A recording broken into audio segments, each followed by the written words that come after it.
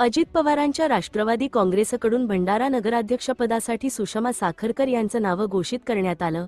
राष्ट्रवादी काँग्रेसचे नेते प्रफुल्ल पटेल यांनी भंडाऱ्यात कार्यकर्ता आणि पदाधिकाऱ्यांच्या बैठकीत सुषमा साखरकर यांच्या नावाची घोषणा केली। तुमसर साकोली आणि पवनी नगरपालिकेच्या नगराध्यक्षासह उर्वरित नगरसेवकांच्या नावाची घोषणा उद्या होणार असल्याची माहिती यावेळी प्रफुल्ल पटेल यांनी दिली। आज आपल्या भंडारामध्ये जवळपास आपलं सगळं उमेदवारीचा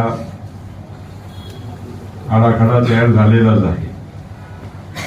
काही एक दोन चार ठिकाणी काही नाव बाकी असेल ते पण उद्या नक्कीच आपण फायनल करणार आहोत आणि अधिकृतरित्या आपण फक्त एकच अजून उमेदवारी आज जाहीर करतोय ते सुषमा सुनील साखरकरची